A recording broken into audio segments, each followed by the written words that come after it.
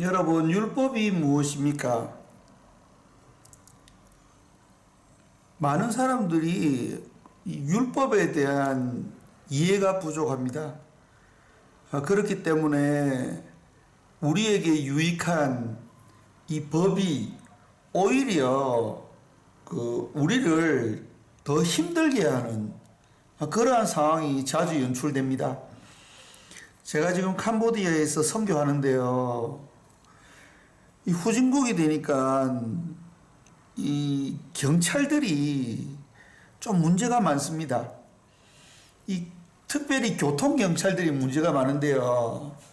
이 신호등이 있는데 어디 딱 나무 뒤에나 건물 뒤에 숨어 있다가 신호등이 딱 노란불로 바뀔 때 진입하는 차를 딱 잡아가지고 돈을 뜯어내는 것입니다. 이게 얼마나 위험천만한 일입니까? 그래서 신호등을 지날 때 굉장히 긴장이 됩니다. 그리고 파란불이 딱 노란불로 바뀔 때 진입하면은 딱 잡거든요. 근데 사실은 노란불은 천천히 가라는 그런 뜻이지 않습니까? 그런데 그 법을 악용을 해가지고 노란불로 딱 바뀔 때 진입한 자를 딱 잡습니다. 그래서 재수 없으면 잡혀가지고 벌금을 물게 됩니다. 그래서 항상 신호등을 지날 때 긴장이 됩니다. 그리고 노란불로 딱 바뀔 때 급브레이크를 밟을 때가 많습니다. 그러면은 뒤에서 달려오던 차가 속도를 못 줄이면은 바로 사고가 나게 되는 겁니다. 이러한 법의 악용이 얼마나 사람들을 힘들게 하는지에 대해서 우리가 생각해 봐야 됩니다. 그러면은 지금 이 이야기가 단지 캄보디아 교통경찰들의 모습인지, 그렇지 않으면 율법을 잘 이해하지 못하는 바리새인들과 같은 우리들의 모습인지를 한번 생각해 보아야 됩니다. 성경에 눈에는 눈, 이에는 이라는 법이 있지 않습니까? 그러면은 그 법의 원리는 네가 남의 눈을 하나 상하면은 네 눈도 하나 뺄 것이다. 네가 남을 때려가지고 이빨 2개 부러지면은 네 이빨도 2개 뽑아버릴 것이다. 그런 법이지 않습니까? 그러면 이런 법을 왜 만들었겠습니까? 네가 남의 눈을 상하면 네 눈도 빠지니까 남의 눈을 상하지 말라고 그 법을 만든 거죠. 네가 남의 이빨을 부러뜨리면은 너의 이빨도 부러지니까 뽑히니까 남의 이빨을 상하게 하지 마라 라는 의미에서 법을 제정하는 것입니다. 왜 간음하지 마라 이렇게 법을 정했겠습니까? 간음하는 자신도 문제가 생기고 그 가정이 파탄돼 가지고 배우자도 문제가 생기고 그 가족들 아이들도 어려움을 당하기 때문에 그 가정을 보호하기 위해서 간음하지 말라 그렇게 법을 정한 거 아니겠습니까? 그런데 바리새인들은 어떻습니까? 그 법을 가지고 사람을 정죄하는 데 쓰는 것입니다. 그래서 이 여자 간음했습니다. 율법에는 이런 여자는 돌로 쳐 죽여야 되는데 우리가 돌로 쳐 죽여야 되지 않겠습니까? 당신은 어떻게 말하겠습니까? 라고 간음한 여인을 데리고 와서 예수님을 시험하였죠. 근데 예수님이 이렇게도 답하지 못하고 저렇게도 답하지 못하는 상황인 겁니다. 율법은 선하고 우리를 행복한 삶 가운데로 인도하는 것인데 그것을 잘못 사용하게 되면은 오히려 이것이 사람들을 어렵고 힘든 가운데로 인도하는 그런 잘못된 법이 된다는 것을 우리가 잘 알아야 됩니다. 그래서 너희 눈은 봄으로 너희 귀는 들음으로 복이 있다라고 말씀하신 그 말씀이 얼마나 깊이 있는 말씀인지 모릅니다. 아무리 좋은 거라도 그것을 사용하는 사람이 악용하면은 그 아무리 좋은 것도 다 필요가 없는 것입니다. 잠언서 우리 13장 14절 말씀 한번 보도록 하겠습니다. 지혜 있는 자의 교훈은 생명의 샘이라 사람으로 사망의 그물을 벗어나게 하느니라. 하나님이 율법을 주신 이유는 사람들이 생명을 얻도록 하기 위해서입니다. 비진리 가운데에서 죽을 수밖에 없는, 지옥에 떨어질 수밖에 없는 그러한 인생들이 이 생명을 얻도록 하기 위해서 하나님께서 이 계명을 주셨다는 것입니다. 그래서 지혜 있는 자의 교훈은 이 토라라는 이 말이 법이라는 뜻입니다. 가르침이라는 뜻이죠. 그래서 학함이 지혜라는 말인데 지혜의 법이라는 뜻입니다. 지혜의 교훈, 지혜의 가르침은 생명의 샘이라 사람으로 생명을 얻도록 하는 것입니다. 우리가 율법을 지킨다고 하면서 상대방을 힘들게 하고 다른 사람들을 힘들게 하고 오히려 그 사람들을 정죄하면서 그 사람들을 어렵게 하는 것은 그것은 율법에 대해서 잘 모르기 때문에 그렇게 하는 것입니다. 그래서 우리는 이 인애의 법을 잘 이해해야 되죠. 왜냐하면은 이 율법은 인애의 법이기 때문입니다. 잠언서 31장은 현숙한 여인에 대한 이야기입니다. 이것은 하나님의 순결한 신부로서의 교회를 비유하는 것입니다. 그 현숙한 여인의 비유해서 이야기하는 거죠. 그 현숙한 여인은 인애의 법을 말한다는 것입니다. 이것은 인애의 법을 베푸는 거죠. 여러분, 이 인애라는 말은 헤세드라는 말입니다. 여러분들이 이 단어는 잘 아실 것입니다. 헤세드.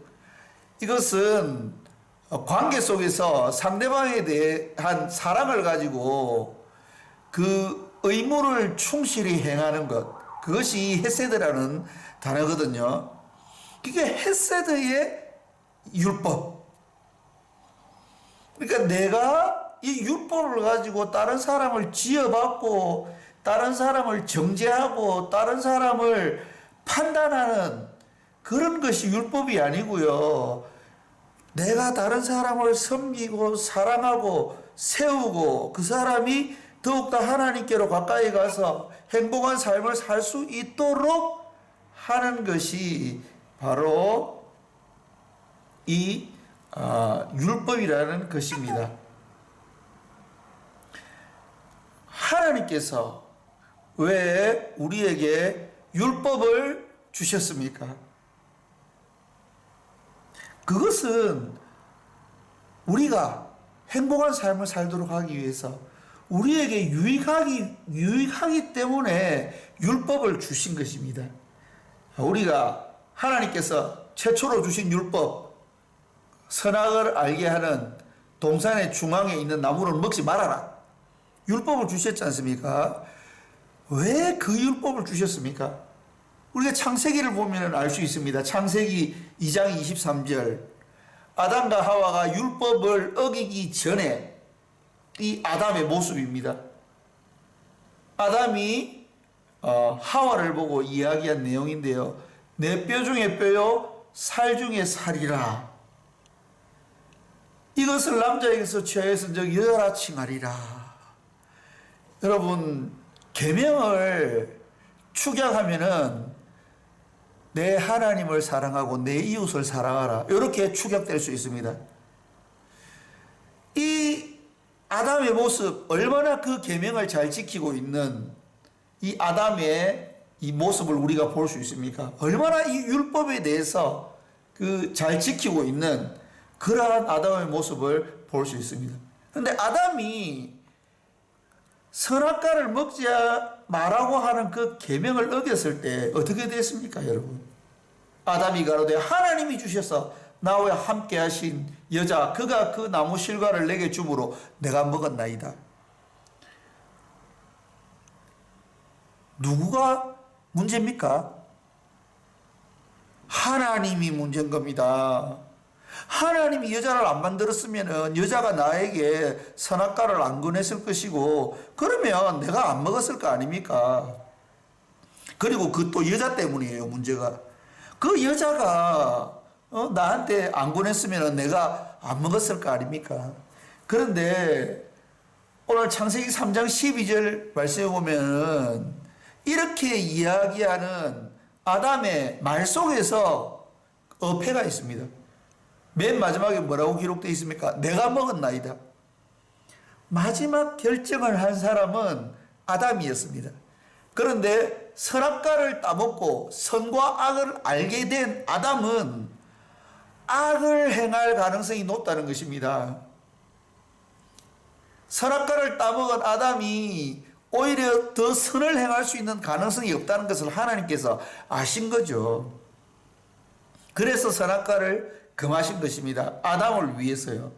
그런데 아담은 그 하나님의 말씀을 어긴 거죠. 왜냐하면은 마귀에 꼬여가지고 하나님이 나에게 불리하도록 하기 위해서 이 계명을 주셨구나. 하나님과 같이 되지 못하도록 하기 위해서 이 계명을 주셨구나 라고 하는 그런 마음이 생기면서 선악과를 따먹고 난 다음에 지금 그 아담의 삶에 어떠한 불행이 몰아닥쳤습니까?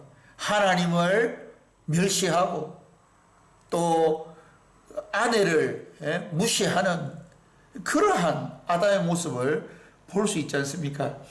그렇기 때문에 하나님께서 우리에게 이 율법을 주신 것은 우리로 하여금 행복해지도록 하기 위해서 주신 것이라는 것을 절대로 잊지 말아야 되고, 그 율법은 사람들을 정죄하거나 판단하거나 하기 위해서 주신 것이 아니고 율법을 통해서 나도 행복해지고 내 주변에 있는 사람들도 행복해지도록 하기 위해서 율법을 주신 것입니다. 출애굽기 19장에 이스라엘 백성들이 시내산에 도착하자마자 율법을 주셨습니다. 그러나 죄악된 인생들이 그 율법을 제대로 사용할 수 없기 때문에 예수 그리스도께서 이 땅에 오셔서 십자가에 죽으시고 부활하신 후에 하나님께서 예수 그리스도의 이름으로 성령을 우리에게 주셔서 이 법이 이루어지도록 하시게 한 것입니다. 예레미야서 31장 33절 말씀입니다. 나 여호와가 말하노라. 그러나 그날 후에 내가 이스라엘 집에 세울 언약은 이러하니 곧 내가 나의 법을 그들 속에 두며 그 마음에 기록하여 나는 그들의 하나님이 되고 그들은 내 백성이 될 것이라. 하나님께서 출애굽기 19장에 율법을 주셨는데 그 율법을 받은 이 인생들이 그 율법을 제대로 사용할 수 있는 능력이 없어서 오히려 그 율법을 가지고 바리새인들처럼 남을 정죄하고 서로를 정죄하고 판단하고 해서 오히려 율법 때문에 문제가 더 많이 생기게 된 것입니다. 이러한 인생의 연약함을 아신 하나님께서 나의 법을 그들 속에 둔다 라고 예레미야서 31장 33절에 말씀하셨는데, 이것은 바로 예수 그리스도의 십자가와 부활을 통한 성령을 우리에게 주심으로 성령이 우리 안에 거하시게 될 것을 예언하고 있는 것이죠. 그래서 이 법 토라티, 이게 율법이라는 말입니다. T가 붙어가지고 나의라는 뜻이거든요. 그래서 나의 율법이라는 뜻인데, 나의 율법을 주시는데 그 율법을 우리 안에 둔다고 말씀하셨으니 그것은 성령을 가르치는 겁니다.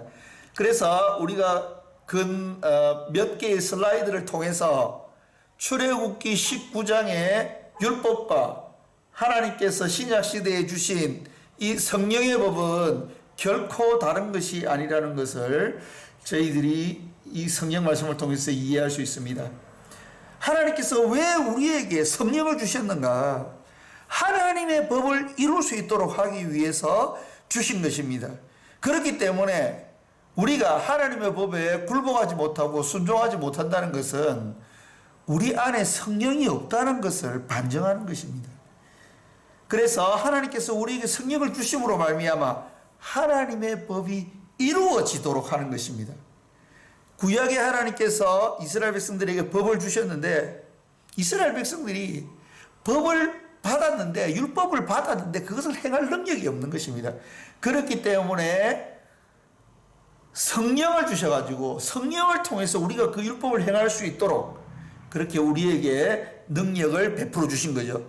그래서 성령은 능력의 법인 것입니다. 바로 그 능력이 무엇입니까?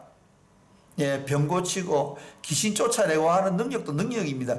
그러나 그보다도 성경에서 말하고 있는 그 성령의 법은, 성령의 능력은 우리가 하나님의 사람으로 살아갈 수 있는 그러한 능력을 우리에게 주신다는 거죠. 로마서 8장 3절 4절입니다.